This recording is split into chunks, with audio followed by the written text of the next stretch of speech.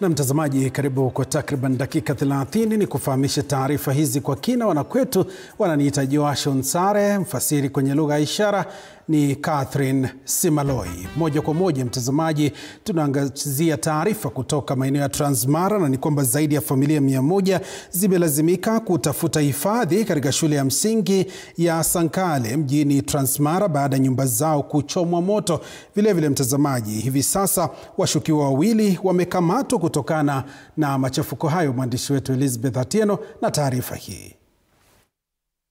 Shule hii ya Sankale ndiyo kimbilio na makao salama kwa familia 123 ambazo nyumba zao ziliteketezwa kufuatia rabsha inayoshuhudiwa katika maeneo ya Transmara kusini na magharibi katika kaunti ya Narok.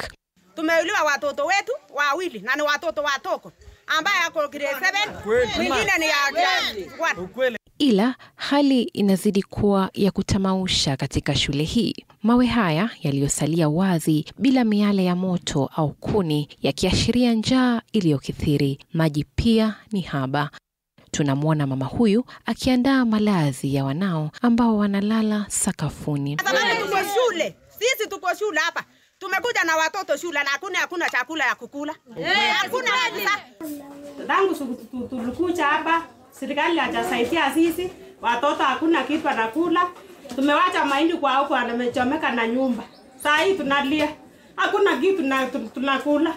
Wakazi waliojawa na hamaki wamepiga kambi nje ya lango kuu la shule hii, wakitoa wito kwa serikali kuingilia kati na kusuluhisha hali ya vuta ni kuvute inayoshuhudiwa kati ya jamii zinazozozana. Sasa hii serikali tunaomba usaidizi.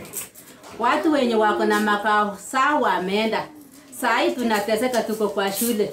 Sisi hatuna makao yetu. Hali inapozidi kuwa tete, viongozi wa kanisa wamejitokeza na kuombea amani idumu katika eneo la Angata Barikoi, huku wakishutumu vikali vita vya kikabila vinavyoshuhudiwa. Tunaona vita pale Transmara na haionyeshi picha mzuri, haionyeshi upendo. Nchi yetu miaka hii haistahili kuwa na vita. Jamii zote tunastahili kuhubiri upendo. Kwa nchi yetu tuna decree ya kwamba kuwe na amani. Hata katika msimu huu wa Christmas tunahitaji amani.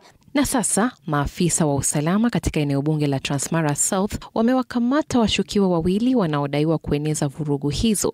Washukiwa wengine wawili bado wakisakwa. Hapo jana serikali iliidhinisha kafyu ya kuanzia saa 12 asubuhi mpaka saa 12 jioni ili kudhibiti hali hiyo ambayo imesababisha vifo vya watu zaidi ya 7. Kuanzia leo tutapeana ulinzi throughout. Usiku na mchana tutapeana ulinzi, na ndio maana tumeongeza maaskari. Zaidi ya familia 1800 zimeachwa bila makao kufuatia mgogoro huo wa siku 3 katika mtaa wa Angata Barikoi, huku shirika la Msalaba Mwekundu likiweka bayana kuwa akina mama, watoto na walio na ulemavu ndio wameathirika pakubwa.